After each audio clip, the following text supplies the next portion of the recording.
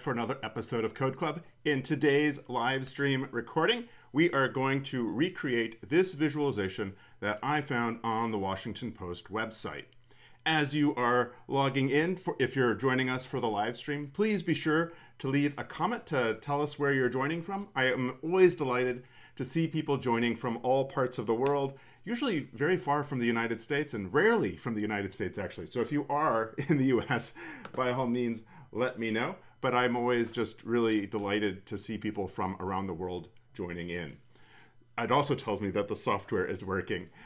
So anyway, as we go along, feel free to leave a comment over there in the chat if you have a question or if there's something you like about this plot or don't like about this plot or want to see how I might go about doing something. Like I said, this visual came to us from the Washington Post. And if I pull up the kind of the free version of that, let me go ahead and grab this link and I will paste it here in the chat. And if you want to kind of check out the article along with me and everyone else, this is a free version from the Washington Post. If you want to see the original Washington Post version, if you have a subscription or your institution does, you can get that link up here at the top. And so this is a visualization that came from an article where they asked 1,000 Americans, I think it was actually like 1,050 Americans, who they blame for the current government shutdown.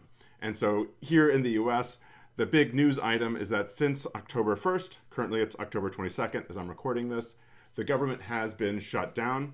That doesn't exactly mean what you might think it means. A cynical take would be that things that Trump wants to stay open, and things he doesn't want to stay open are closed, right? So like the military, they're getting paid. The NIH, they're not getting paid. The CDC, they're getting fired, right? So anyway, the question then is, who's to blame? And so they kind of summarize the 1,000 people that they surveyed in this, and you can kind of see a variety of different visualizations. We've done some of these in the past. So this kind of waffle plot I did a few episodes back. They've got some live text responses from the participants. They have a horizontal bar plot, which I think is a good way to represent bar plots if you're going to show bar plots. And then they have the plot that is the special piece of attention for today's episode. All right, I'm seeing that I've got Shiva joining from Northern Ireland and Saeed joining from Somalia. Welcome, great to have you all. And as they kind of go through, they ask additional questions. You see some side-by-side stacked bar plots and other questions, just kind of summarizing this, right? And so if you aren't already, I strongly encourage you to subscribe to my newsletter as well as this channel. There are different subscriptions. Sorry, I don't know how to get those to be linked necessarily. And if you go to riffomonas.org, you'll see there's a box here to join the mailing list. And then every week or so, you'll get an email from me kind of talking about different aspects of data visualization. Typically, it is me talking about a plot. So this is the plot I talked about last week, and as the title says, I don't really like this plot, but I'm curious how to create it anyway. And so if you're a subscriber to the channel, then perhaps you noticed that on Monday, just a couple days ago, I posted a video critiquing this plot, right? And so let me see if I can grab that for you all to show you what it looks like, right? Or how you can get to the link to it yourself. I should have had this ready, all fired up and everything, but I didn't. So I'll go ahead and copy that, and I will put this into the chat there. So if you want to go back and watch that critique later, by all means, go to that link and do it. It's about a 30-minute video. And one of my goals is to provide a constructive critique. I feel like in science and just in the world in general, there's a lot of data visualizations out there that aren't as clear as they could be. They don't convey the information as well as they could, right? And so, like as an example with this plot, two examples. So one example is that this plot is trying to show, let me get the bigger version here. It's trying to show that over time, that we Americans blame Republicans more than Democrats for these government shutdowns. But to get to that interpretation, I have to compare the length of this bar to this bar, and I have to do that for all 6 sets of bars, right? And then I see that for 5 of the 6 bars, the Republican bar is longer than the Democrat bar, right? So that's a kind of lot of looking left and right and down. Versus if we had made this as a dot plot where on the x-axis was a continuous scale for percent blame, and the y-axis we could put the same dates, right? And then we'd have a point for blame Democrats, blame Republicans, right? Or we could have like a difference in the blame Republicans, blame Democrats, right? And then if the points were right next to each other, say for like that first case, then you could see that the Democrat point was to the right of the Democrat, for the right of the Republican point for all those. So it'd be a lot easier to interpret. The other thing that I'll point out that I don't like about this visualization, also in the grander context of the article, is the color choice, right? So if we go back to the original article, they use the same colors, this like greenish and orangish color for Democrats and Republicans. But then as you come down, they're using the same color scheme here for very concerned versus not at all concerned. And so intuitively, or I think, well, very concerned, these must be the Republicans, right? Because it's the same color as the Republicans. And not at all concerned, I would think those are the people that blame the Democrats, right? And so when I think it's perhaps switched, kind of my general sentiment is the sensibility, right? So it might make sense to have very different color schemes for these types of questions versus for these types of questions. Also in the US, Republicans are generally represented by red and Democrats by blue. I understand from folks in the UK that that's actually opposite, that in the UK the conservatives are blue and the liberals are red. And so that's also a matter of kind of how do we interpret the visualizations we see. That color has a lot of meaning behind it. Anyway, I don't want to belabor the point of the critique. I already did that in another video. But if you want to get that kind of content of critiquing visualizations and see how I would propose that we go about creating a more constructive way of critiquing visualizations, be sure that you follow the channel and look for that content. I'm going to try to make a few more of those and see if they get any traction with people, but we'll see. All right, so my goal for today is to create this visualization. So I was intrigued to make this visualization for a couple of reasons. First of all, it is a diverging bar plot, right? So by diverging, I mean there's a center line, right? And then there's bars that go out from that for multiple categories, right? So like this right here, this white is the center line, and then the Republicans go off to the right, Democrats go off to the left, right? So that's a cool thing they did, right? Because Democrats are leftists, Republicans are rightists. I don't know if that's a word, rightists. Anyway, and so I was curious how to do that, right? And so the thought that I had would be to make this on the left a facet and the right another facet, right? The other thing I liked about the styling of this is that they have these bars that are the respective colors, but then they have like a gray bar for the balance of the area to the left of the Democrat data and to the right of the blame Republican data. I thought that was cool, and I was curious how I might go about doing that as well. Something else that's intriguing is putting the percentages within the bars like this. We've seen this type of thing in other videos.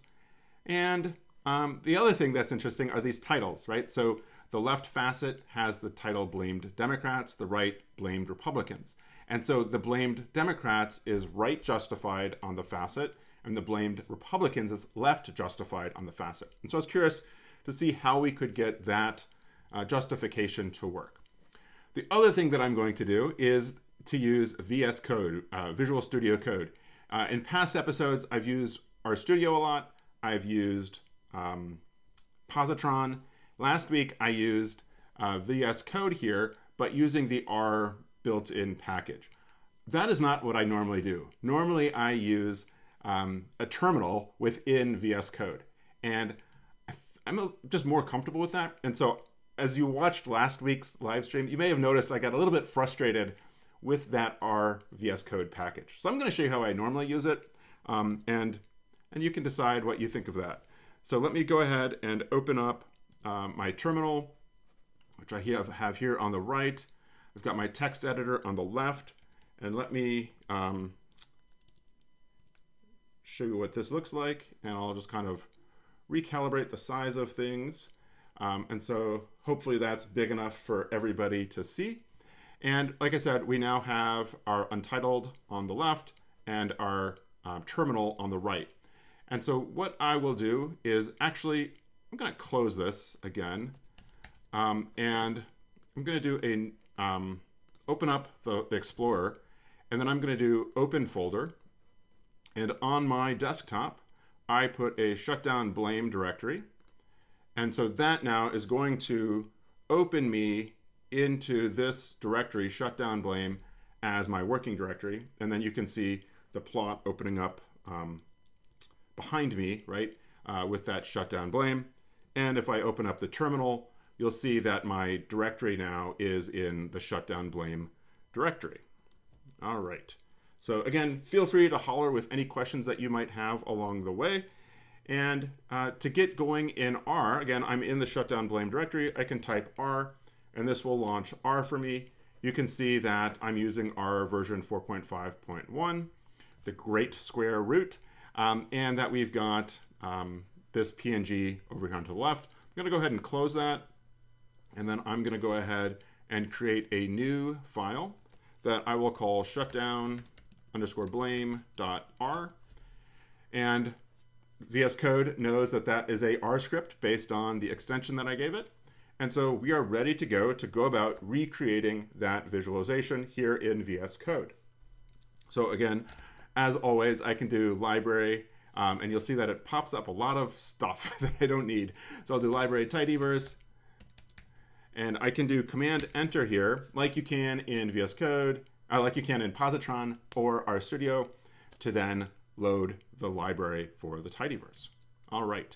So maybe what I'll do is go ahead and come back to this image, and I'm going to be thinking about then how I want to represent this data within data. I don't have a separate file, a separate CSV that I could import the data from. I'm sure it exists, but I figured it'd be just as easy to do this. There's really only 12 numbers here, right? Like the 6 blamed Democrats, the 6 blamed Republicans, and then the 6 dates.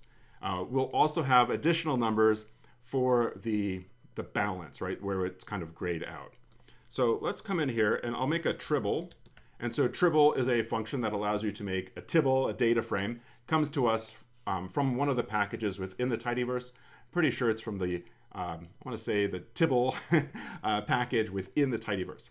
And so to create column headings, I'm going to use a tilde, and I'll do date, and then I'll do tilde, and then I will do blamed as the variable that I'll use to define those two facets.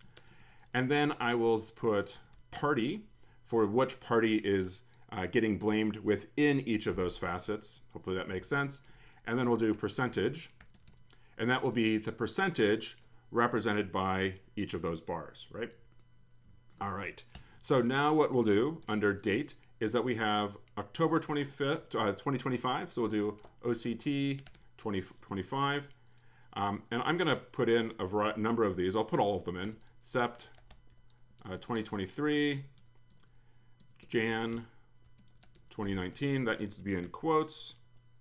And again, we indicate different columns by using a comma. And then Jan 2018, Oct 21.3, and then November 1995.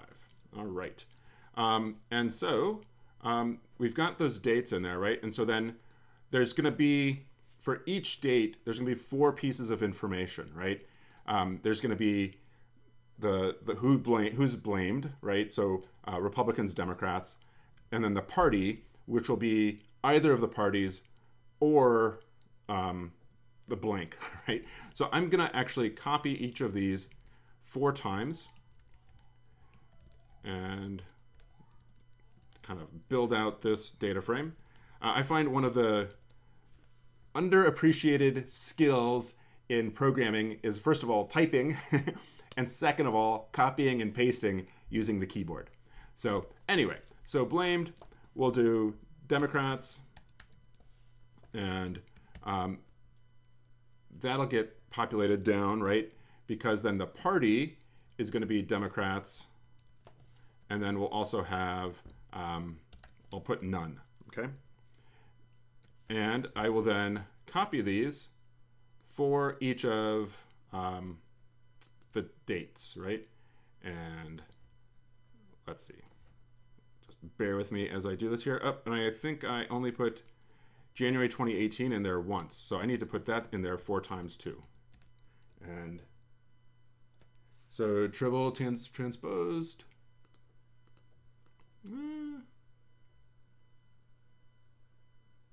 No, this is supposed to be tribble.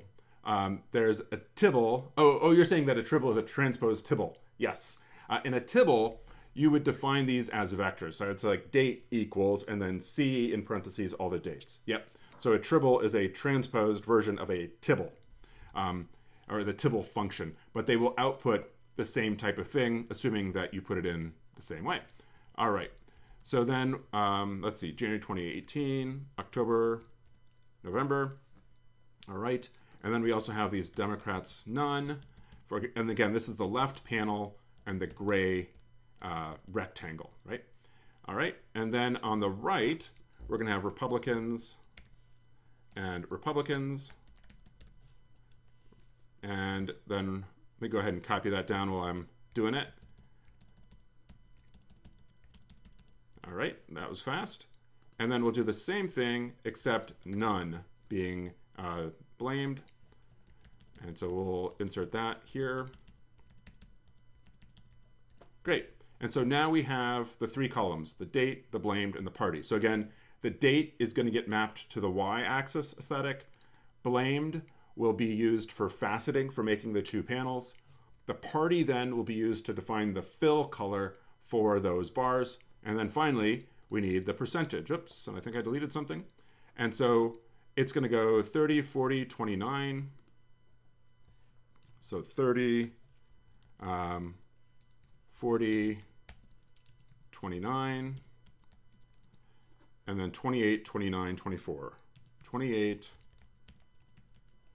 29, 24. That should define these bars on the left side. And then the Republicans on the right side is going to go 47, 33, 53. So we'll do 47, I already forgot, 33, and then I think 53. Yep, and then 48, 53, 51. 48, 53, and 51. Good. And so now what we need for the none is the balance, basically the length of this gray bar, right? And so I am assuming that this bar is the same length as the bar on the left. And so you probably can't see this because the font's pretty small, but on my computer using preview, it says it's about 688, 690 pixels wide. So if I take that and do the same thing on the right side, yeah, it's like 690 as well, okay? So these are the same length, and we see that 53 is the widest bar, right? And so I'm gonna say that 53 is the full length. So if Democrats was 30, then this should be 23, because adding those together gets us to 53, and then 6 here, and then 13 here, and then 20 here, 24, 0, 25, 5, 24, 0, 29, and 2. Okay, and so this is our Tibble, and it is unhappy with me because I no doubt forgot something somewhere.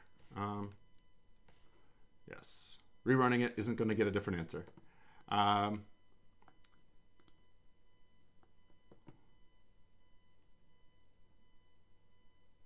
Let's see. What am I doing wrong?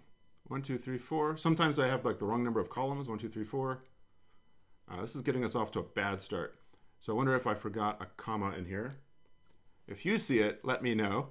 So I noticed that this has a red squiggle under it, which is weird. And then I noticed the end of the last line didn't have a comma. So let's try that. And that worked. Cool. All right. So that's the nice thing about these IDEs, the integrated development environments, is they give you information to tell you where you've gone astray. All right. So we have our data in here.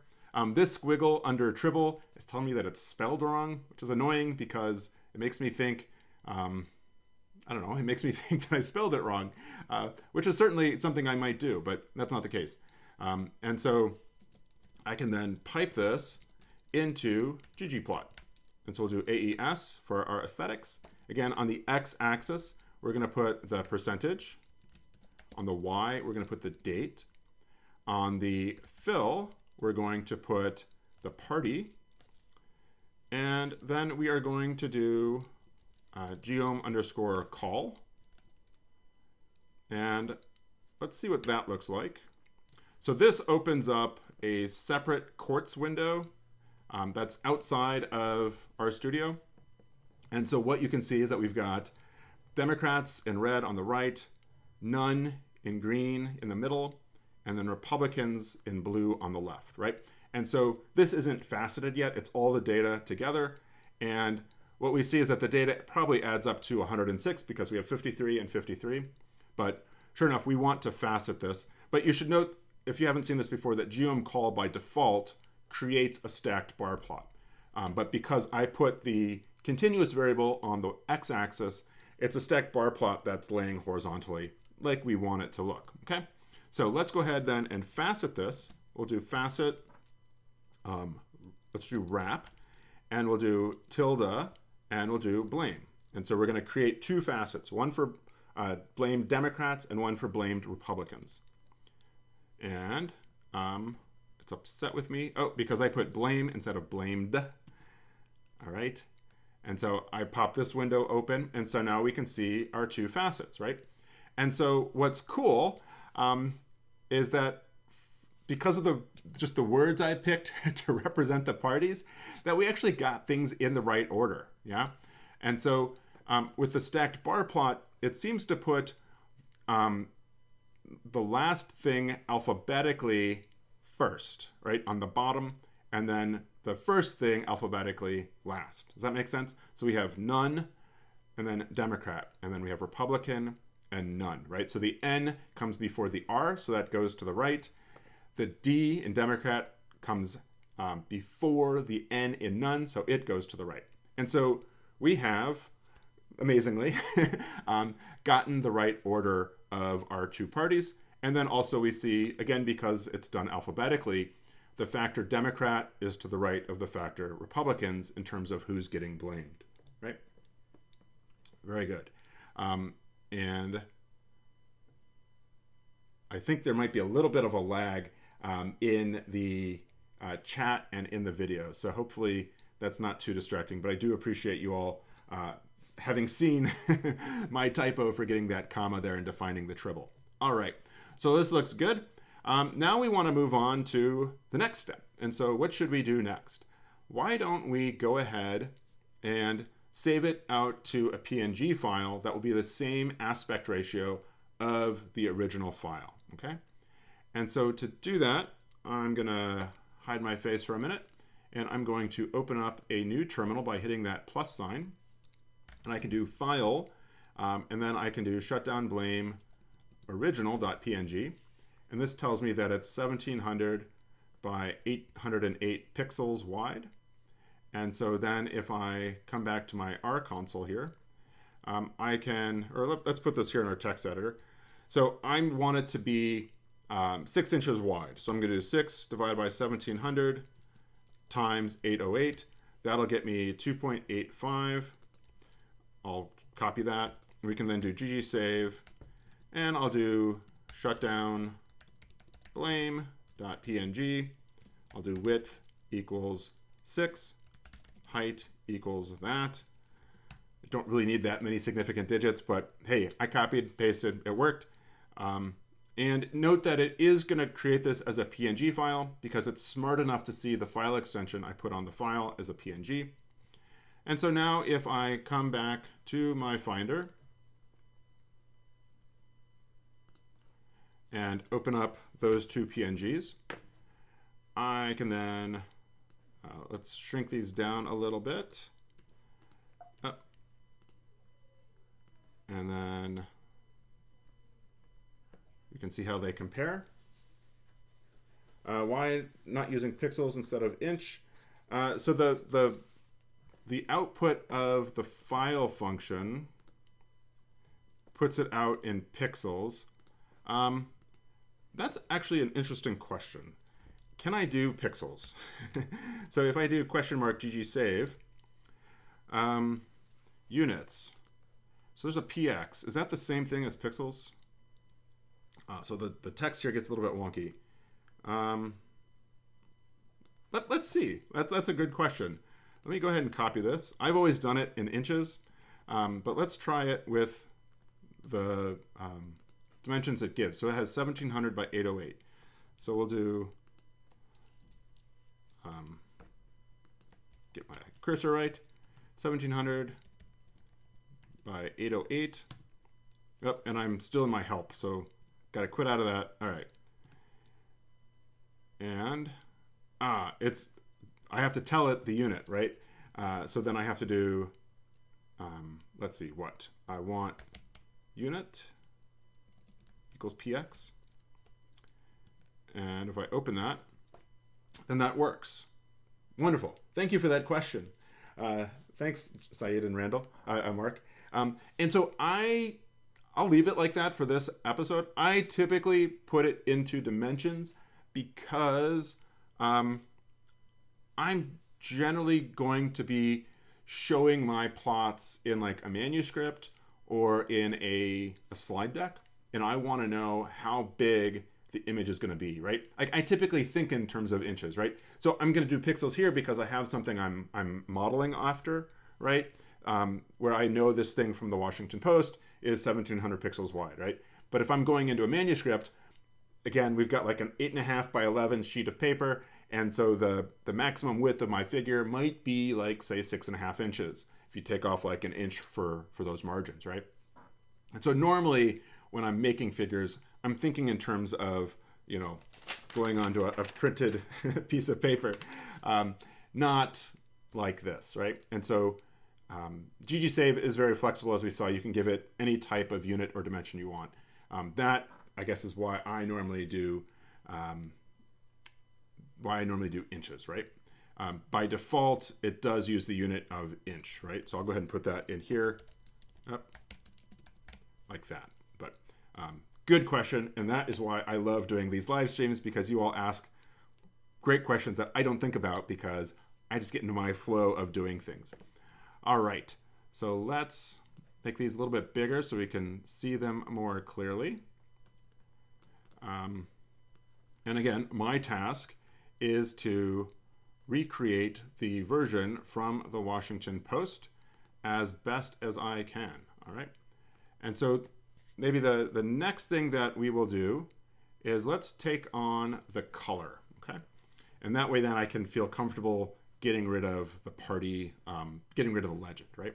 And so I will pull up my digital color meter, and I want to match the three colors, the gray, this greenish color, and this orangish color, right? And so I'm gonna create the place to put those colors by doing scale fill, not color, because color would be the border of the bars. I do that a lot, that mistake. So scale fill manual, and then we'll do breaks equals, and I'll do Democrats, Republicans, and none. And then we'll do values.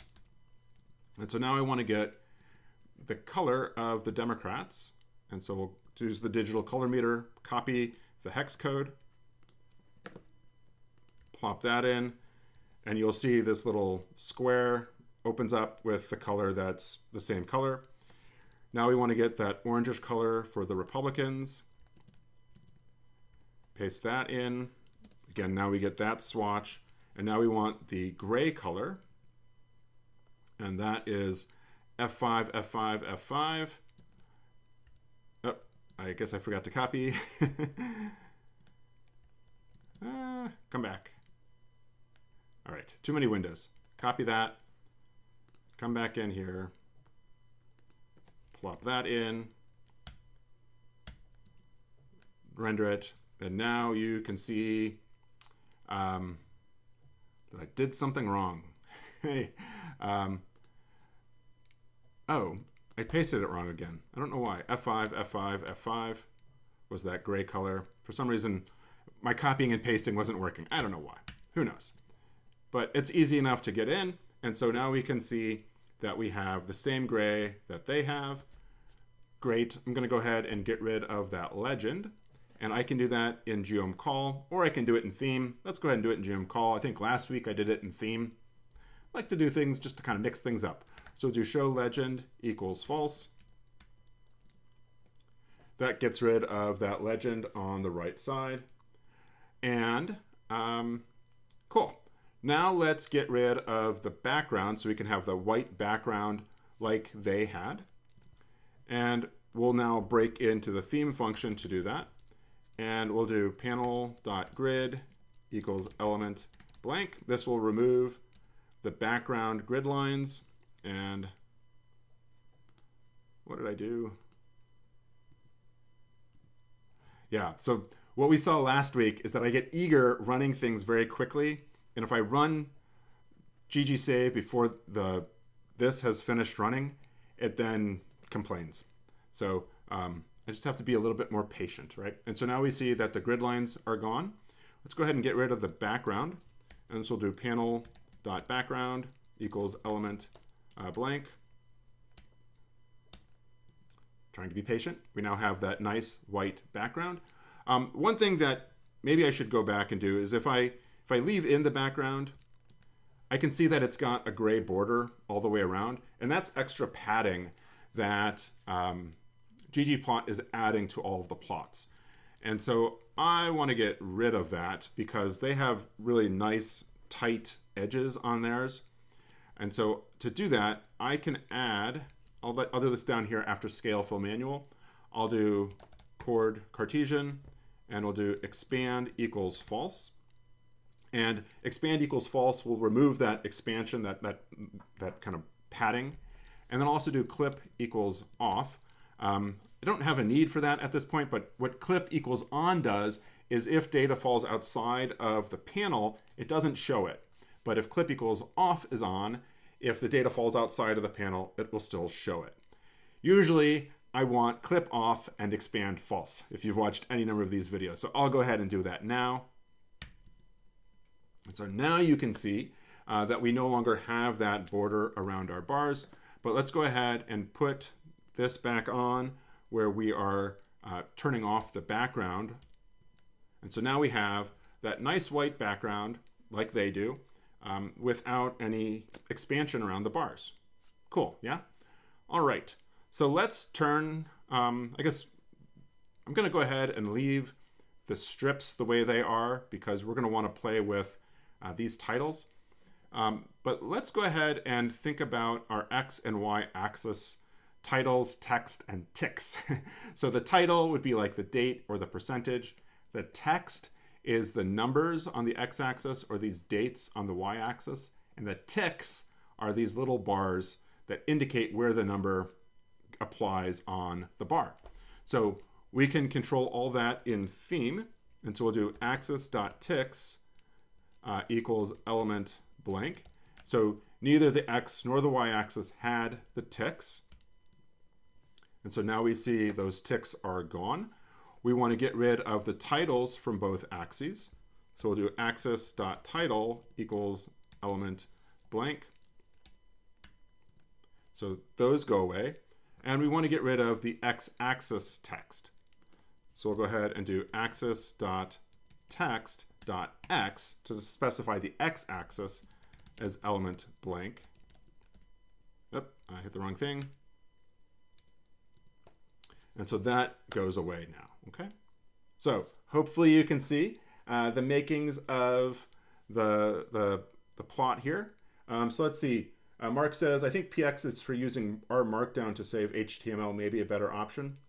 Yeah, I think so. I think the other variable with pixel is the number of pixels per inch, right? And so you can get higher resolution if you have more pixels per inch. So I think there's like a DPI that you can also set.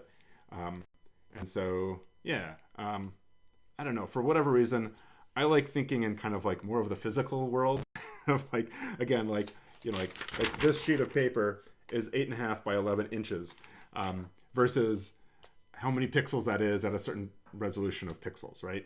I don't know. But it's great that we have that flexibility to do it either way, okay? Welcome, Rents. And I think I forgot to welcome you, Mark, but thanks for joining, and Shiva as well. All right, so there's a geom that I forgot to add, and that is the number within each of the bars. So let's go back and do that now. So let's think about how we're going to do this. So we're going to have, right, so Mark says DPI equals 600. And you can also save it as an SVG, you can save it as a TIFF.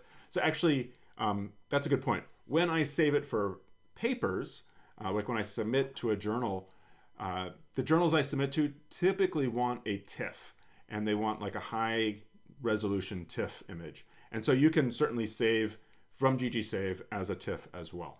I think I got into doing PNGs because when I make a screenshot or grab the image off of a website, it comes off as a PNG. So there's all these things I do that you all force me to think about, like, why do you do it that way? I'm like, oh, right, that's why. And I kind of forget. Anyway, great. Thank you for all the feedback and all the questions. And Mark says, got here late. Have we mentioned the order of the rows yet? No, but thank you. My order is wrong. And thank you for noticing that. Let's do that first because you asked about it. And so we talked about the colors going in kind of alphabetical, or at least for the bars, reverse alphabetical order, right? And the facets are in alphabetical order, right? Democrats and then Republicans. The same thing happens on the rows, right? They're not really rows. It's a categorical y-axis. And it is going alphabetically from the bottom to the top, right? So we have January at the bottom and September at the top because N is after J, O is after N, S is after O, right? And we have Jan 2018 is before 2019, right? Just alphabetically. But theirs is obviously chronologically. And so we want ours to be chronologically as well. So thank you for that. So to fix that, we can come back up, and after I've defined the tribble, I'm going to do a mutate, and we will then do date equals factor on date, okay? And so I can do levels to define the order that I want things to come out in. And so something that I will show you down here in the console is if I have something like X, C, 1, 2, 3, 1, 2, 3, or let me do 1, 3, 2, 1, 3, 2, right? I've got that. And I want to know, like, what are the unique values in X? So I could do unique on X, and that will return 1, 3, 2. And wouldn't you know it, is that it puts it in the order that it was in the original vector. Now, I defined X like this, where I had 1, 3, 2, 1, 3, 2. I wonder what happens if I do 1, 3, 2, 1, 2, 3, and then unique. It still does 1, 3, 2. So it's probably using these first three values to define the order, right? So my point is, I can then do levels on unique on date to basically take the order that they are in the date column to use to define the levels or the order of the dates in the date column.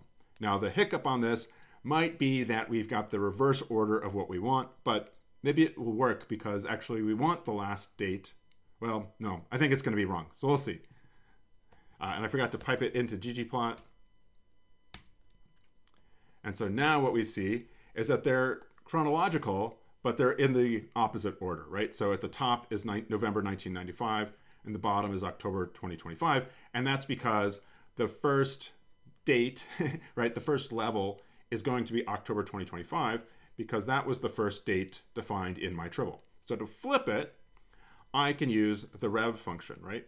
So if I had X and I did unique on X, and then rev on unique on X, I then get the flipped order, right? So back up here where I did levels unique, I can then do rev on unique date. And that then gets October at the top, November at the bottom, and we are good to go. Awesome. Yeah, so this is actually VS Code. And I'm using it the way that I'm used to using it. For those of you that didn't join at the beginning. So last episode, I used the R package, which I have installed over here. I'm using R here in a terminal. And so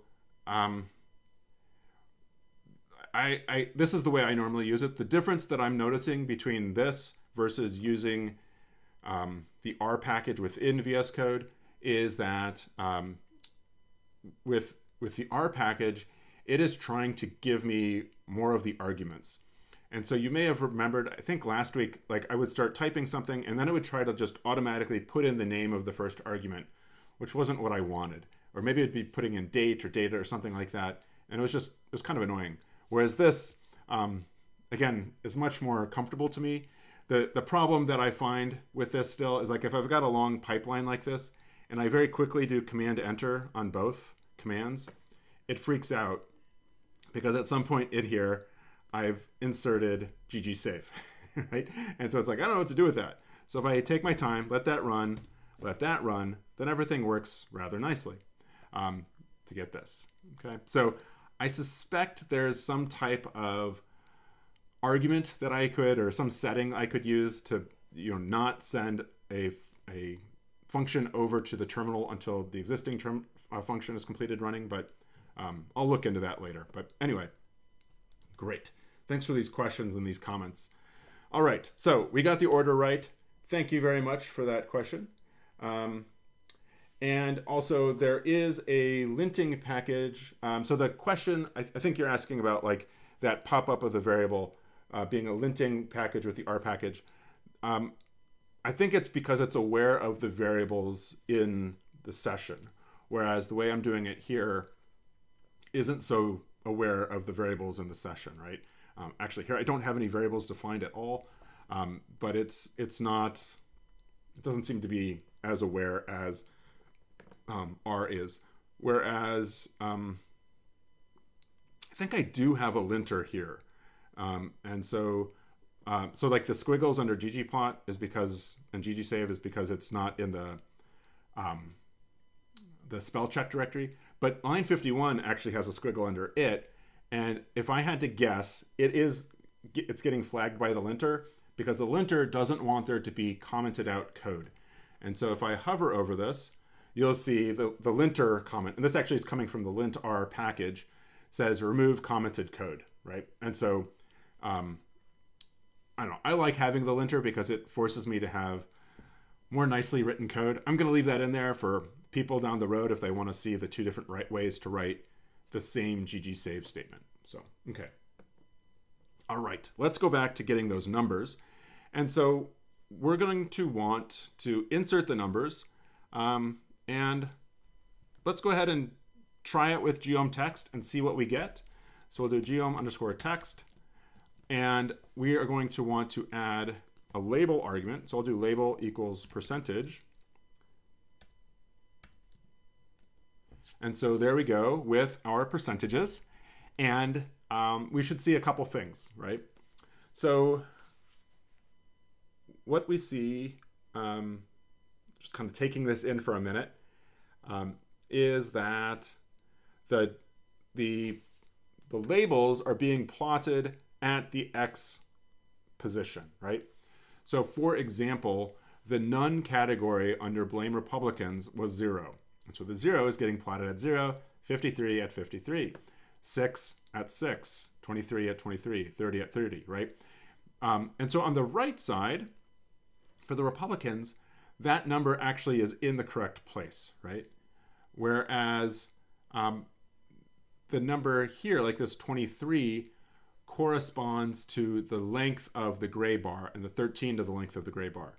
Whereas the number we want here, we really want that to be like the 40 because that's the length of the Democrat bar, right? So for the Republicans, we have the right number. For the Democrats, we need to flip the number. Also, in their version, they don't put a number in for basically our none category. The other thing that you'll see with theirs is that they have a percentage sign after the number, whereas I don't have that yet. So what I'm going to do to solve that problem is my favorite trick, which is the pretty label column. And so we'll come back into this mutate, and I'll do pretty underscore label. And we will do an if else. So we'll do if else, and then we'll do party equals none. So if it's the none party, the gray bar, then I'm going to send out empty quotes, right? Otherwise, I'm going to do paste 0 with percentage and then the percent sign. Okay. So if the party is none, we should get no text output. Otherwise, if it's Republicans or Democrats, we should get the percentage with a percentage sign. And I did it again. All right. And it didn't work. Well, it worked. It did exactly what I told it to do. That's the thing about programming. The computer always does what you told it to. So I have pretty label, but my label is still percentage. So let's go ahead and put in pretty label. Try it again. There we go. Now we have our percentage on that number. The other thing, obviously, about theirs is that it's white, mine's black. But before we get to the color and kind of styling the font, let's get that Democrats position into the right place. So again, I'm going to then create another variable that I'll call X label, which will do if else. And I'm missing a, so what you'll notice is that I've got a red squiggle under my X here. And so the linter, again, is flagging unexpected symbol, which my eyes saw, and that means I need a comma, right? So if else, and then we'll do what? Blamed equals Democrats, right? So if it's Democrats, then it's going to be at 53 minus percentage. Otherwise, it's going to be at percentage, right? So if it's Republicans, that's in the right place, okay? And so then for my X position on my text, here I'm going to do AES X equals X label. And if I wanted to organize my code a little bit nicer, I could go ahead and put this label from the kind of global AES statement down here into my geom text. It doesn't matter, it's going to do the same thing.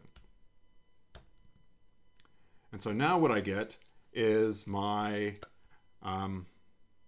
right, I've got the numbers basically in the right place, but I'm going to want to nudge those over a little bit. Let's see. Benjamin's asking, and what if the reorder function and a column numeric for it? Yes, there is a reorder function. I have to be honest in that I've never used it. I think the reorder function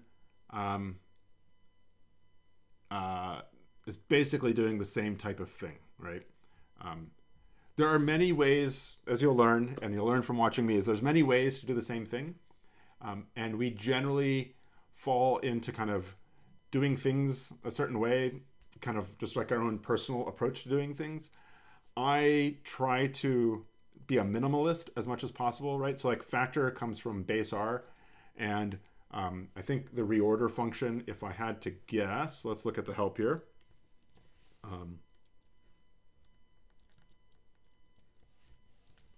If we do reorder, allows you to reorder levels of a factor. That's also from base R. And so I think you could do the same type of thing with the reorder function. I generally use the factor function with levels like I have here. So sure you can get both to work just fine. And there's like a for cats, FORCATS, for cats package that has similar functions like using reorder or the levels argument to have an easier interface for changing the order of levels in a factor. So that's all good. All right, so where was I? Okay, so we've got our numbers in, but they are center justified, right? So like this 47% is right at 47%. This 24% is centered at 24%. I would like, so the Democrats, needs to be left justified in the bar, and the Republicans needs to be right justified. So I could, when I have that X label, I could change that position, right? By like adding or subtracting a fudge factor, depending on if it's Democrats or Republicans. I could certainly do that, right? I'm going to try to do this with HJust as an argument. And that is because if we come to the new version of ggplot2, version 4.0, you will find that, maybe not.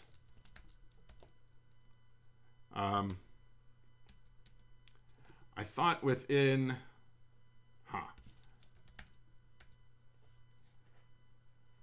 well, I thought that there was a way now. I thought this was new. So I thought it was new, sorry, that we could use HJust, the justification, as an aesthetic, whereas before you could not. And I think I've maybe done this in an episode, a couple episodes back, but I want to do that again.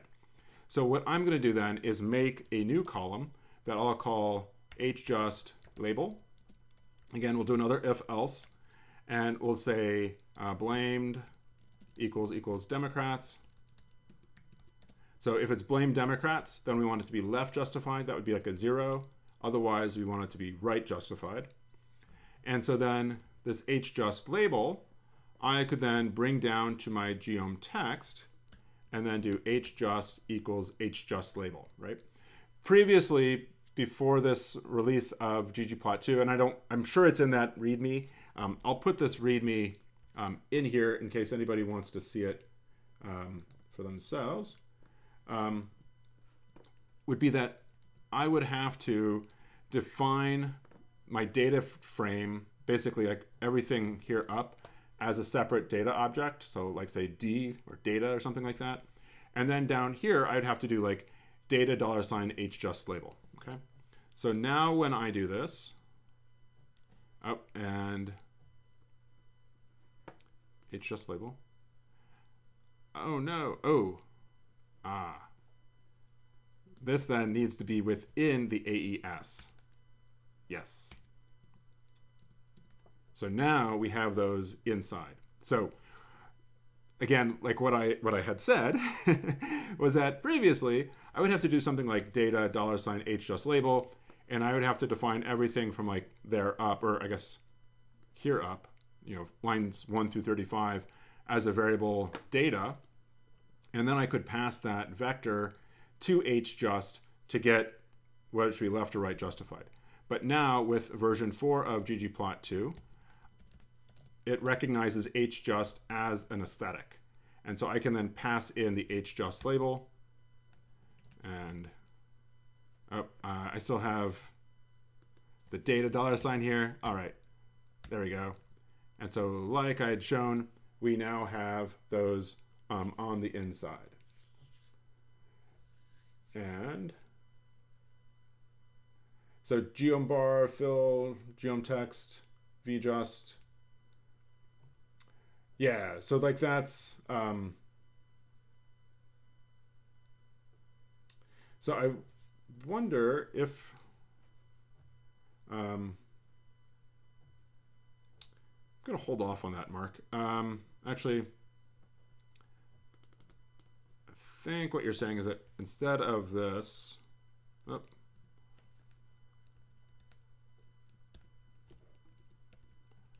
I could do geom call, geom text, and then I could do AES label equals count .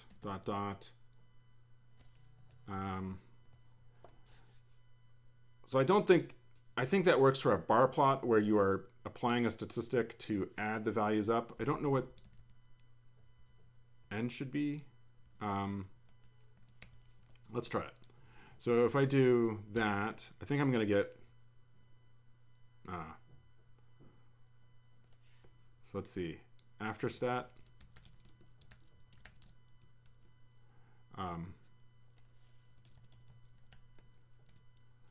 Let's see, does that, I need one more parenthesis.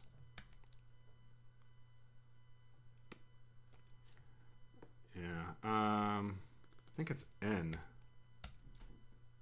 No, I'm going to hold off on this.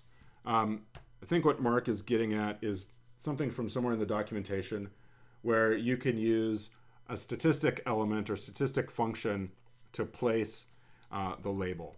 And so I'm going to hold off on that because I'm afraid that's going to send me down a rabbit hole and might lead us to having another 3-hour live stream, which I don't want to do. That's something to think about. And I know that I need to learn more about stat functions in my own R journey here. All right, so let's see where we were. Okay, so we've gotten the justification right. It's not quite left justified and right justified on percentage. And so at this point, you might say, it might be just as well to kind of say, let's take the percentage and add or subtract a fixed amount. I'm going to stick with this HJust approach. And instead of making it 0.1, or making it 0, if I do like negative 0.1, let's do 2, negative 0.2, it's going to actually move it to the right a little bit from where it's supposed to be. And so you can see that those numbers moved over to the right a little bit, right? So if you give it a negative number, it'll make it left justified, but add a little bit of padding. And for the right justification, if I make it a little bit more than 1, it'll add a little bit of padding to the right. So if I do 1.2, then we'll see that that pulls that over as well, right? So again, you could use HJust in this approach, or you could use the percentage and change, kind of add your own personal nudge factor. There's also a nudge X and a nudge Y argument as well. And cool, so we've got those. We might play around with where those wind up, but let's go ahead and make the font white. So in here in Geom text, we can come back and let's go ahead and put these arguments on a new line, and we'll do color equals white. And there we've got our white text. One other thing that looking at the text reminds me is that I'm using the built-in Arial font. And so you can tell that it's, well, their font, I can tell by the 2s, right? So if I look at their 29 here, you can see that that's got a very flat or straight line coming down into the base of the 2, right? Whereas in the font I'm using, it's got a little bit of a hump to it. Can you see that? And so this is Franklin font, and this is, I think, I'm going to say Arial font. So let's zoom these back out. And let's go ahead and bring in the Franklin font. So we'll come back up to the top. I'll do library, show text, and I'll do font, add Google, and the font is Libre Franklin. It's not exactly the same font that the Washington Post or New York Times uses, but it's pretty close. And then we'll call that Franklin as the font family. And then we'll do show text auto, or actually I need to do show text opts, DPI equals 300. And that show text ops will set the resolution, and show text auto will set, will basically load the font and the resolution for this session. Just a step back, since I was talking about these other IDEs, I did file an issue on Positron, giving them a minimal reproducible example of where when I use show text with GG text, I get really weird results in Positron, but I don't get that in RStudio. And so I filed an issue. They acknowledged it. They said they can see what I'm seeing. So hopefully a future release of Positron, that will be resolved. Not sure what that's going on about, but for these types of videos then, because I do use show text and GG text a fair amount, it's just a pain to get like the text all jumbled up, as you've probably seen in previous videos when I was using Positron. And so we now get that, and it looks the same, of course. You can see my 2 has the hump still, I think, yep. And so I forgot to bring in the font. So let's come in here and we can do then font family, or we'll do family equals Libre. Oh, and oh, it's not Libre. It's Franklin. I saw the warnings. I was like, what did I do wrong? All right. So now we have the nice straight edge to that too, right? Like we saw with the Washington Post version. So we have the same font that they have. And now what we can do is go ahead and shrink it down a bit to try to match the font size that they have. And so here I'm going to take another feature from the new release of ggplot, and that will be to try to define my font information in the theme, okay?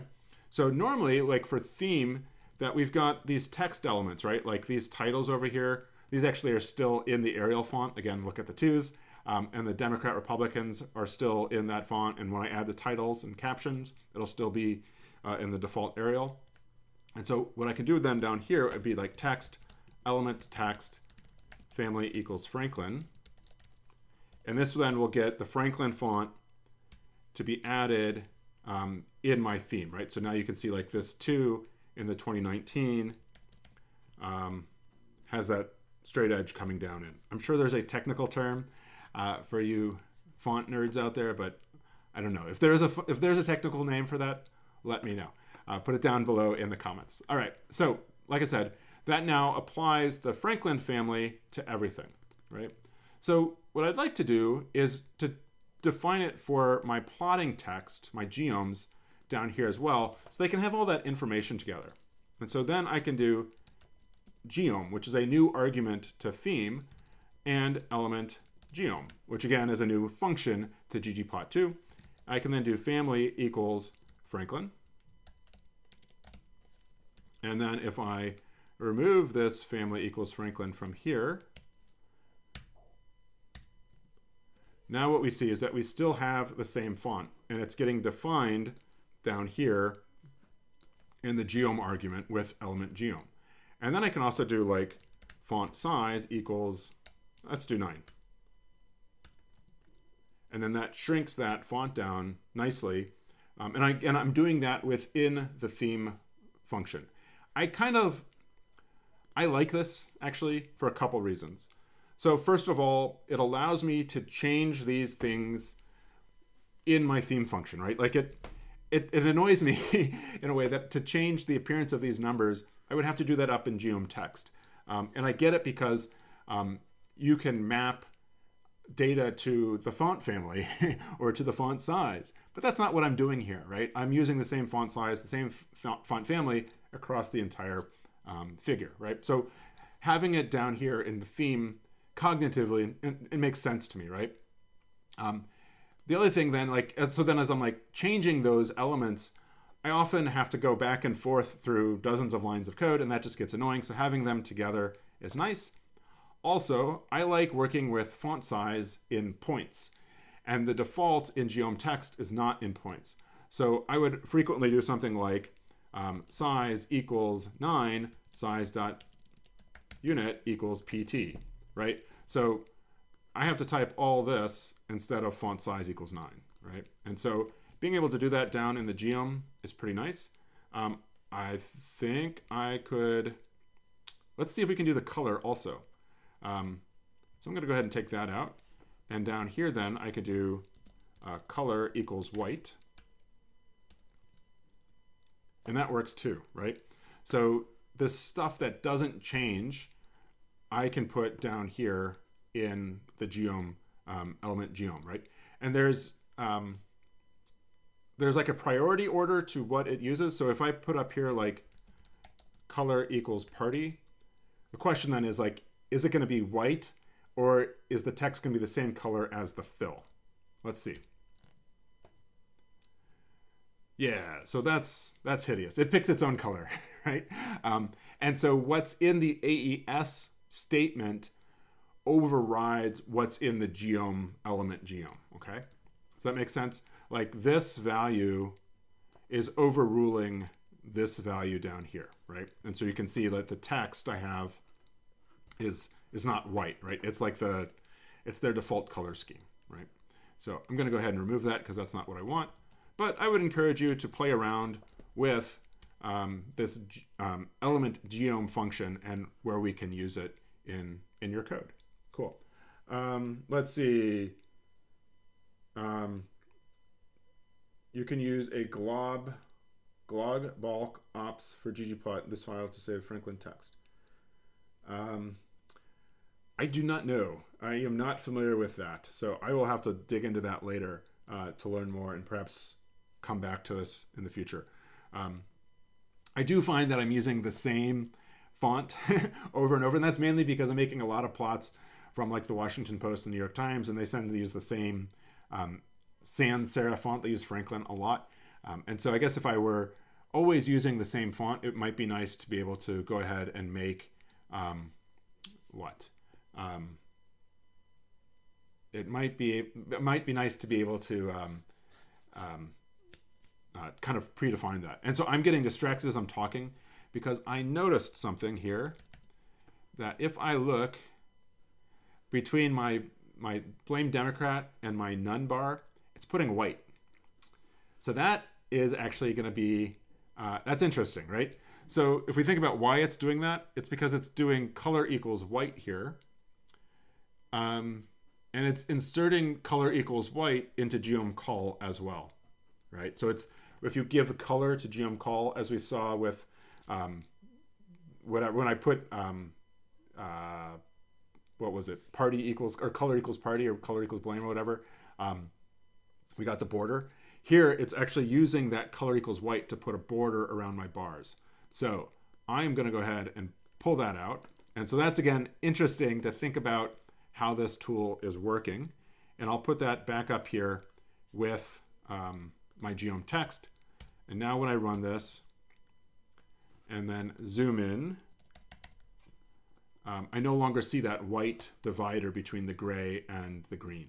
Okay, the little details that teach you things, right? Okay, so let me put these plots next to each other to see if I can get similar font size. So I think I had 9. I think I want to go to maybe like 8.5. I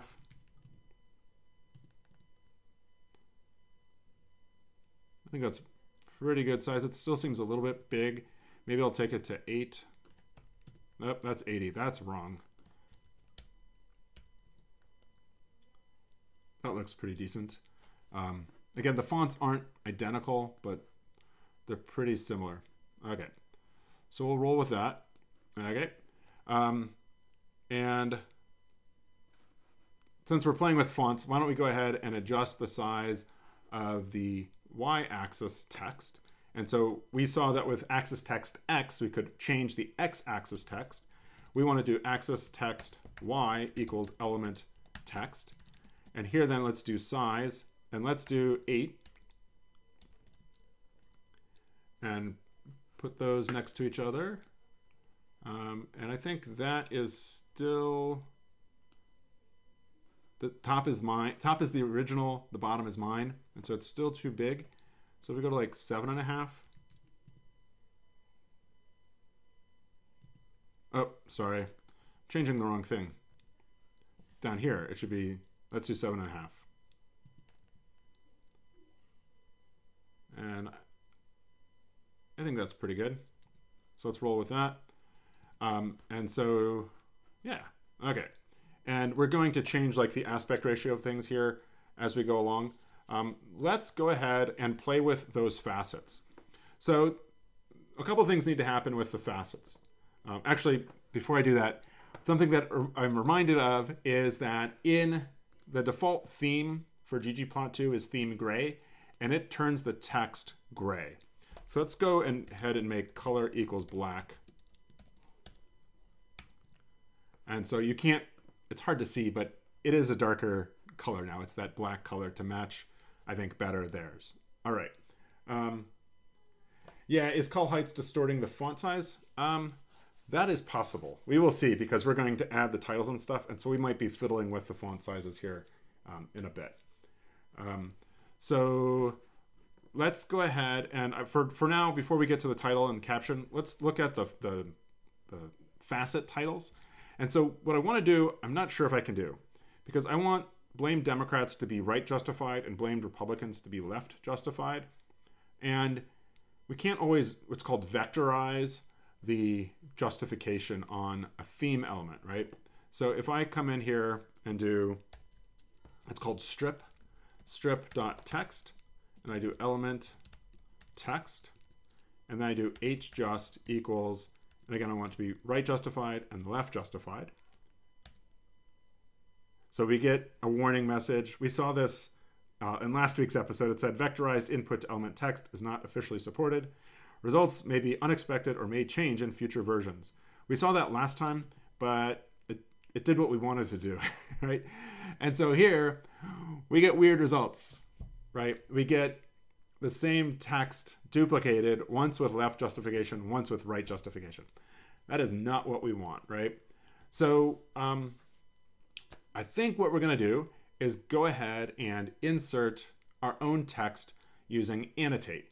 And that will be fun because, again, we'll get to learn another feature from ggplot2 version 4, where you can manually, so to speak, or independently modify the appearance of each facet, right? So what I want to do is up here put blamed Democrats and over here blamed Republicans.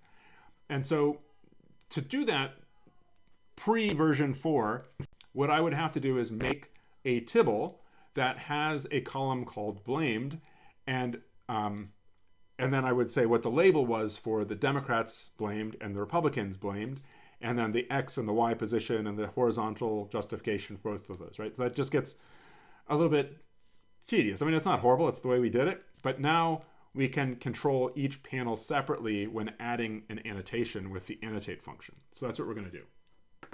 Hey, Stasim, thanks for joining.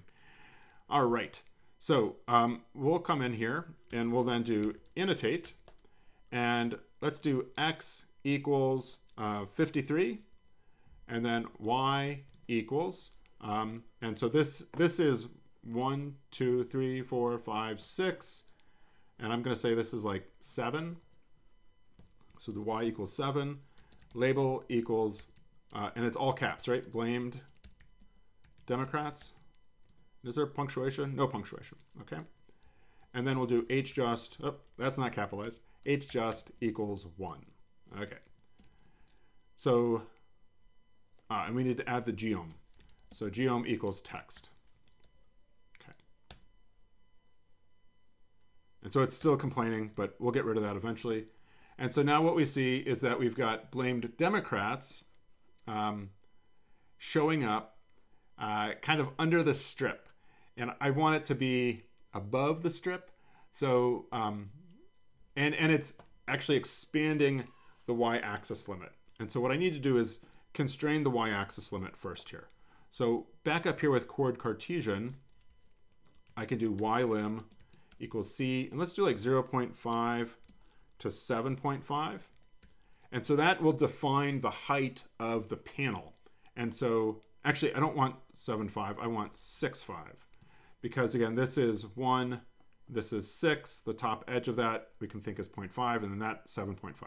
So we actually want to plot this outside of the plotting window, which again, it's great that we already have clip equals off, that we want to put blame Democrats at, I guess, 7, right? All right, and so now we can see that we have what we had before, and you can kind of see, if you look very closely up at the top here, the text shining through. So let's, I'm leaving that text in there, the strip, because I want mine to overlap with theirs, because I want it to look like the strip, right? And so what I can do would be like strip.background equals element blank. And so now we can see that that strip is gone, and we can see that 7 is too high, right? And so let's make that maybe 6.5. And that's too low. So let's make it 6.75. And so that's, maybe it could be 6.8. And I'll call that good. But mine is like, obviously like right on the 53. whereas like they're Democrats, you can kind of see right above my cursor there. So instead of 53, maybe make it 50. And that's too far. So let's do 52. And that's pretty bang on. And yep, I do have HJust. Okay.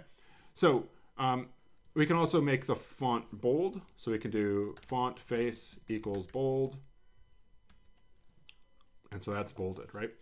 So the problem then we have is that we have blame Democrats on both sides, right? And so what I'd like to be able to do is to then have the blame Democrats be on the first panel. And so a new argument that shows up for annotate, and let me go back to here, and we can do, where did I have it? Okay. So if you come down to layer layout, let me go ahead and copy and paste this into the chat, is that there's a layout argument within annotate. And so you can see like from this example where they have 9 different facets, they can say, you know, basically define the annotation like what we're doing, where their label is panel 6, and that goes into layout equals 6. So 1, 2, 3, 4, 5, 6. They get panel equals 6, right? So what I could do then is, what was it? That was layout, right? So layout equals 1. Get there? And so now we see that we have blame Democrats in the first panel, okay? So what I would like to think about is, can I vectorize this, right? Like, could I come in here, and if I do C52 and 0, and then 6.8 for both,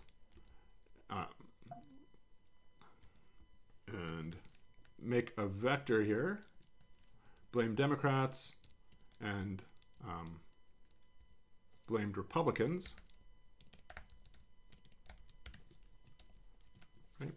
And then HJust 1 and 0, and then layout 1 and 2, right? So I want to be able to define this for panel 1 and this for panel 2. So let's see if this works.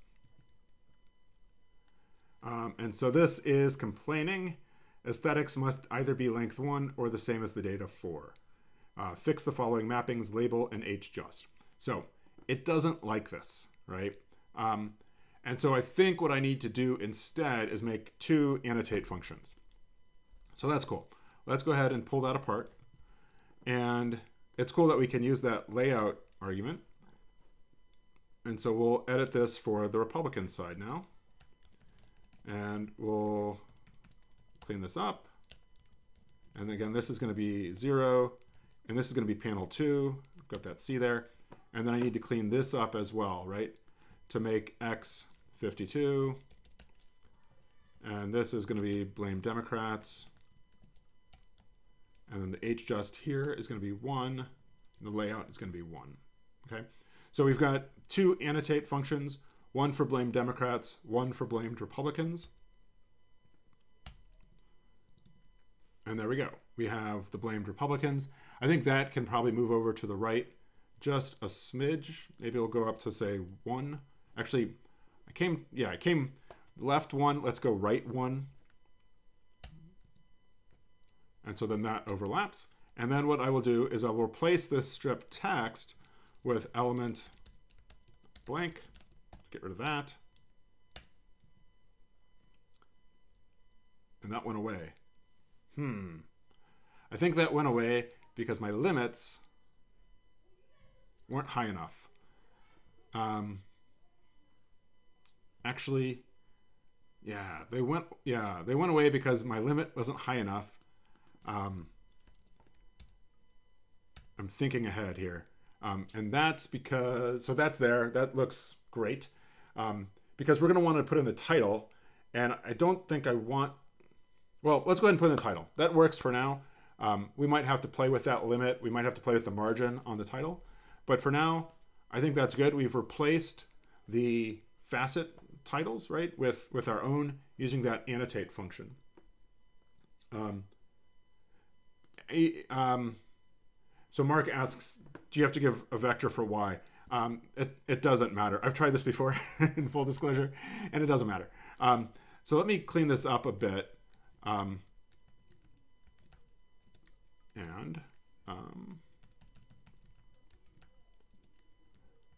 Yeah, let's clean this up and get that going.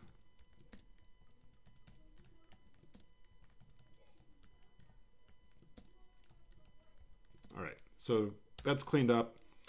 Let me, if you don't mind, let me show you the old way of doing it without layout equals 1. So what I would have done in the past would be to do like geom text. And then I would, so there's a mapping and a data. So let's do data equals tibble. So I'm going to define a tibble in my data here. And I'll do x equals c. And I think it was 52 and 1. My y is going to be 6.8. My label is going to be blame Democrats, blamed Republicans, and let's get this on a separate line so we're not going off the right side. All right, so I think that's my tibble. And then I would do, yeah, let's try that. So that's defining my tibble. And then I guess hjust equals 1 and 0. And then I would do AES, x equals x, y equals y, label equals label, hjust equals hjust. Does that work? Party not found. So it's upset that my data frame up here has a party column, whereas down here, I don't have that. So one way around this would be to add in inherit AES equals false, which means basically don't look for the previously used aesthetics, okay? So that warning error goes away. And so now, let's see, I have blamed Republicans, blamed Democrats, blamed Republicans, blamed Democrats. Oh, right. So I need the aesthetic for the facet wrap, which was blamed, right? And so in here, then I can do blamed of Democrats, Republicans. So before I run that, just want to show you, it was putting blamed Republicans, left justified, blamed Democrats, right justified. But because I didn't give it the blamed variable, which is used to make the facets, it's putting the same labels on both facets, right?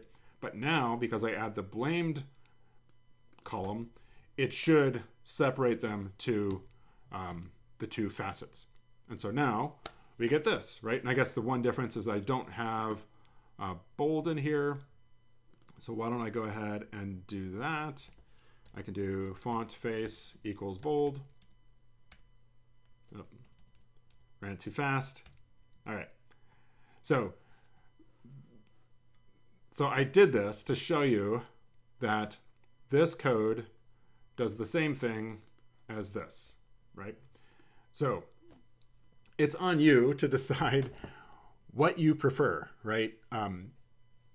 This has a fair amount of repeated code. It sure would be nice if layout could be vectorized, but at this point it's not. I kind of like this. I don't know. I kind of like the annotate approach better. I feel like I'm not being forced to make a separate tibble that I'm then using for the sake of making the annotation. Again, you play with it. Let me know how it goes. I think this layout argument is the new thing to annotate that I'm trying to highlight here. Okay, so again, we get the same type of output. So I'm wondering why you don't adapt the data frame and adjust the values there and then pull the data in the geoms.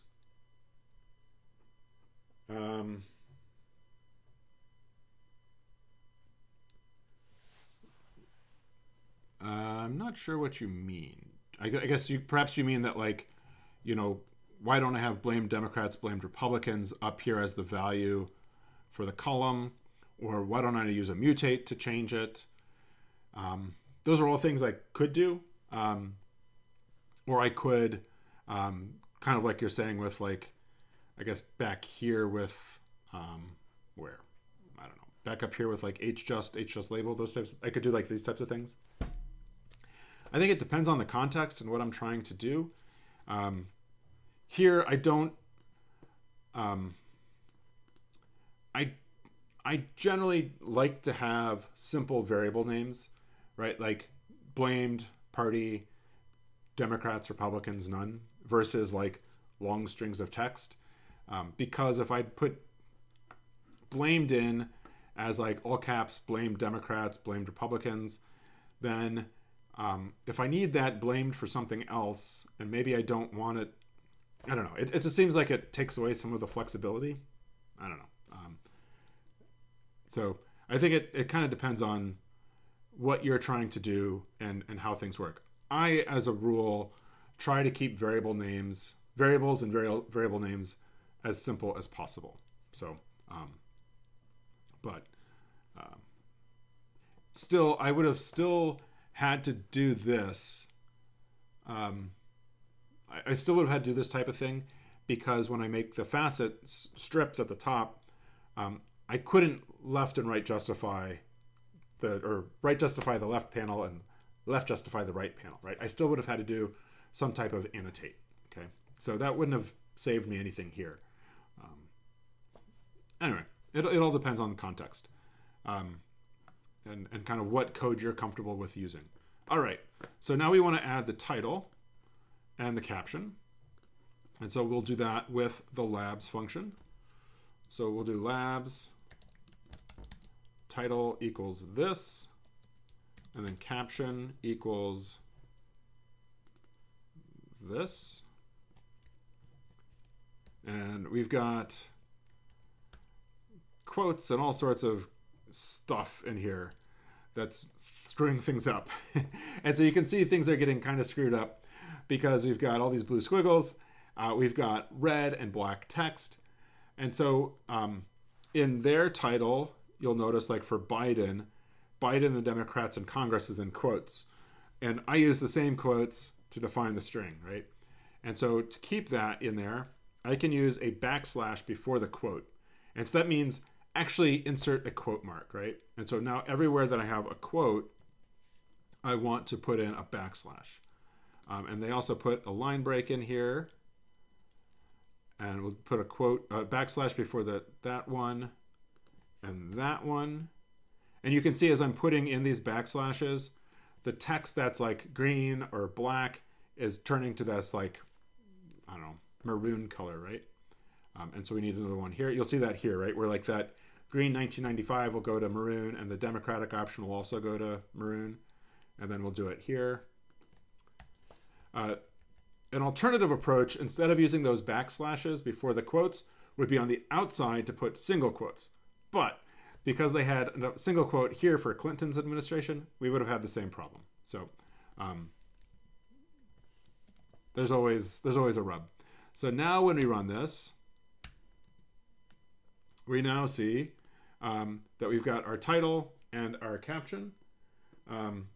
Yeah, so Mark, that's what I was just saying. That we could put a single on the outside and a double on the inside, but we would have still had to do a backslash on that quote, right? Or we can still do it now, and that shouldn't change anything, right? And that's called escaping. It's an escape character. The backslash is the escape character, which basically says, instead of meaning a quote like we use you in programming, we want to use you as like an actual text quote. Okay. Now we want to style these. And so you'll notice that our title is left justified on the panel, on the x-axis, whereas theirs is on the plot. And it's bold and it's a bit smaller, right? So we'll go ahead in here then and do plot.title.position, and we'll do plot. And that's going to left justify it on the window, right? We want it to be bold and smaller. And so I'll start with the bold. So we'll do plot.title equals element text, and we'll do face equals bold. Okay, it's been bolded. One thing I'm noticing is that there's a wider left margin than what I have. So let's go ahead and add that. So we'll do plot.margin equals margin, and then it goes T R B L. Trouble is the mnemonic. So on the top, let's put 8. On the right, let's put 10. The bottom, we'll put 8. And the left, let's put 10. Just kind of making up numbers, and we can adjust those as we go. And so, if I kind of, again, the bottom is theirs, the top is mine. If I draw a line up from theirs to mine, I need a little bit more left margin. And so I had 10. Let's go up to, say, 12. And let's try that again.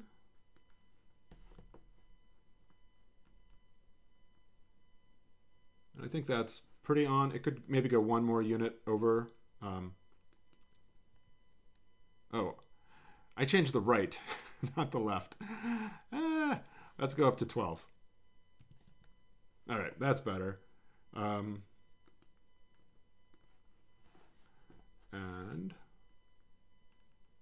I think that's pretty good.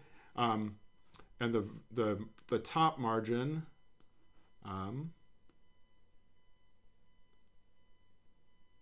is a little bit too much. So the top I have 8. Let's take that to say 6. And maybe I'll make it 7 to split the difference. Oh, that's not what I wanted. Okay, 7. Great. And so now we need to shrink the size of the font for the title, right? Because shutdowns on theirs ends just before the end of the right thing, right? The right panel. So then that'd be in plot title. Let's do size equals 12. I think by default it's 15. So that brings it down. Let's maybe take it to 11. And that looks pretty good. I don't know, what happens if we do like 11.5? That's too far. Okay, let's do 2.5. This is kind of silly. Yeah, let's just go with 11. That's good enough. All right, sorry about that. Okay, so that seems to be a good size title. So then we have this space between our plot and the title. And that is largely because I have gone up to 7.5. And so this is at 6. So what happens if we take this down to, say, 7?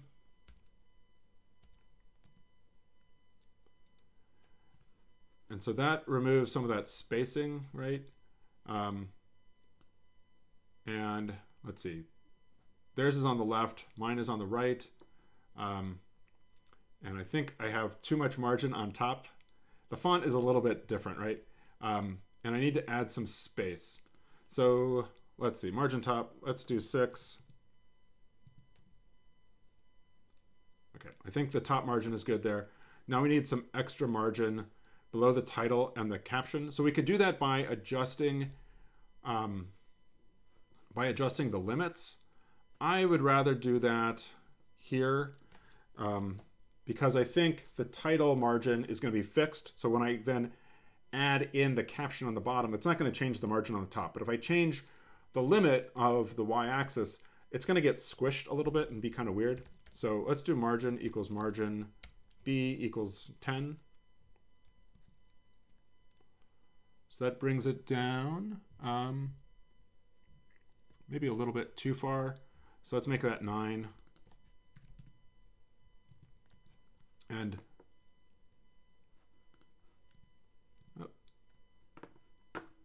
kind of what I'm looking at, again, if I overlap these, is kind of like this top of this bar is the same on both, and that looks pretty good.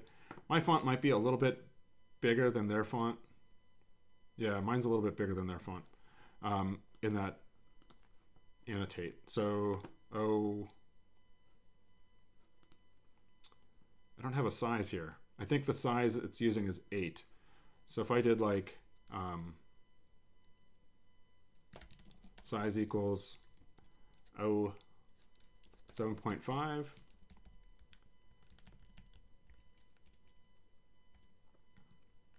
yeah.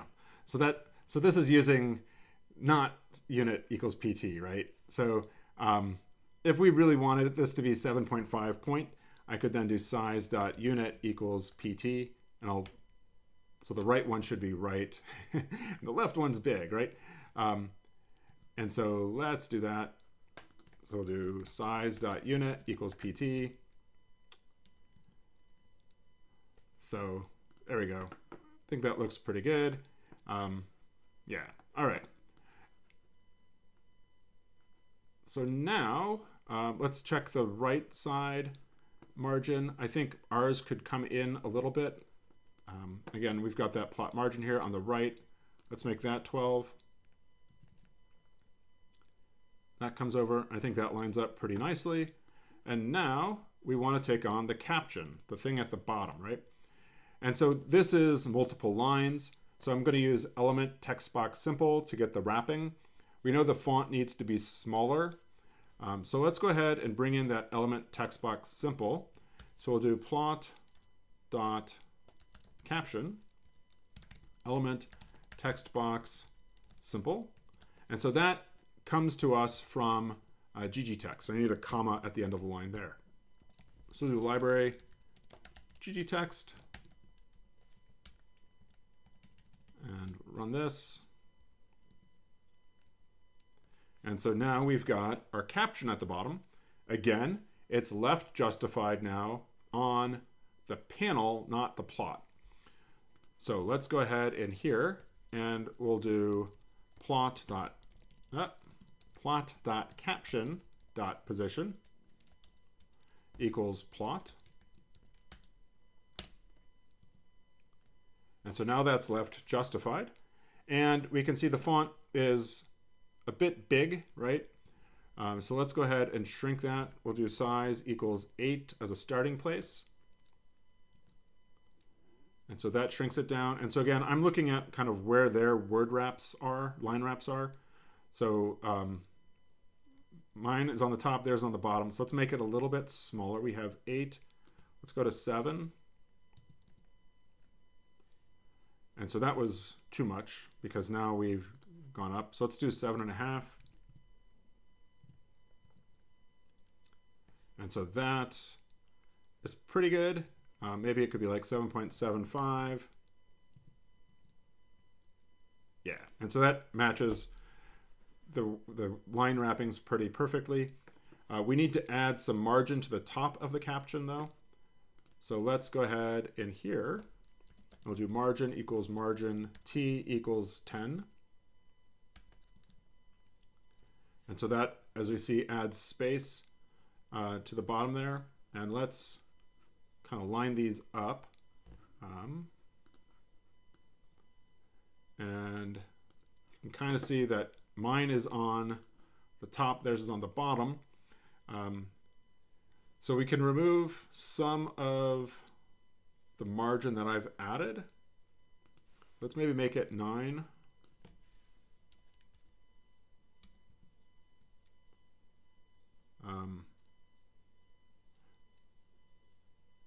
And I've noticed that it brought down the plot. That's kind of what we had.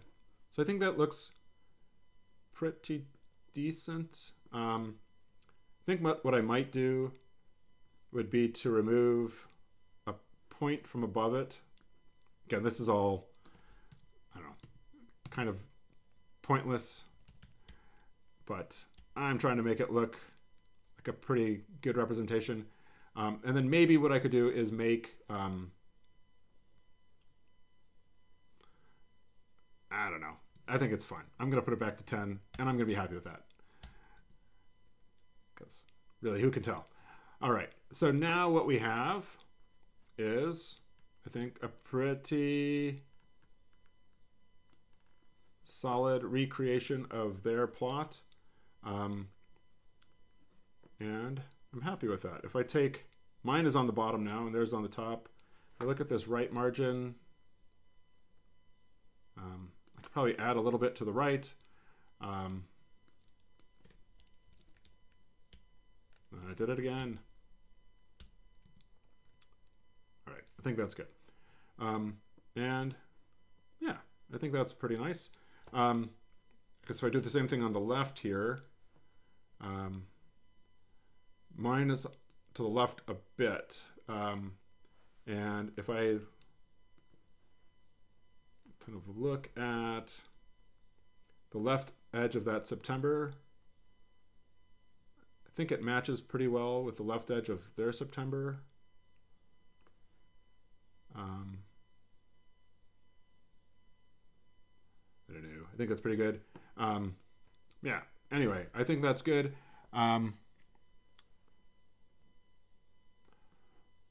So I think I will call that good. And now that I'm looking at this, I'm noticing that I did all this stuff with the right and left justification and changing the X and Y position, but theirs is like right at the corner of those bars. So I think I'm going to come back up here to the annotate where I had like 52 instead of 53 and make it like 53 and 0. And that pulls it in to be more like theirs.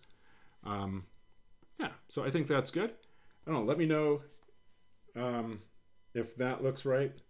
And I think that looks pretty good. One thing that I'm noticing that kind of bugs me is that the spacing between the panels is a little bit different. Their white strip here through the middle is a bit wider than mine. Again, who cares? Except that if you're trying to get this effect for your own visualization, right? So I think we can do panel.spacing.x, and this I think takes a unit argument. So I could do like 10 pt. And so you can see that that made mine wider, this space now. So it's, instead of 10, I did 5. That brings it back. And so I think 5 is probably the default. Let's make it 7. All right, I think it's 6. Again, who cares? Except if you're trying to control the spacing between panels in your own visualizations, right? So I think that's good. I'm going to call that there. And I really appreciate you all sticking with me through this. Let me put these two plots side by side. And so you can get a sense of how we did here. And like I said, I think we did pretty well. There's always a little bit of difference in the fonts that we use versus what they use, and that causes slight difference in the appearance of the plots. On the whole, I think this worked pretty well. I would strongly encourage you to go back to that video I posted a couple days ago where I went through and did a critique of this visualization for things I liked and things I didn't like so well. And in there, I talked about making a dot plot. I actually drew one out on an iPad. I encourage you to see if you can't make that plot using the data that I've given you here, and see then if you think that's a better representation than this. Who knows? Or you could try changing the colors to be red and blue for the political parties or whatever, right? Like, encourage you to take what I'm giving you as a launching point to go forward. And as always, if you want the code that we generated here, about 94 lines of code, you can go to the description down below in the video, and you will find a link to a blog post where you can get this code that will be up shortly. And you can then play with it yourself and hopefully learn how to take what I'm doing here and apply it to your own work. We had a lot of great interaction today and questions in the chat. Really appreciate that. We'll be back next Wednesday, as always. Make sure that you subscribe to the channel so that you can get that newsletter and see what's coming up, and so you can begin to think about the ideas yourself. All right, that's all I have for today. Please make sure that you subscribe to the channel and that you like this video, and that you then tell your friends about what we are doing here on Code Club so that more people can be part of the conversation and benefit from what we're trying to do. All right, take care and have a great rest of your day.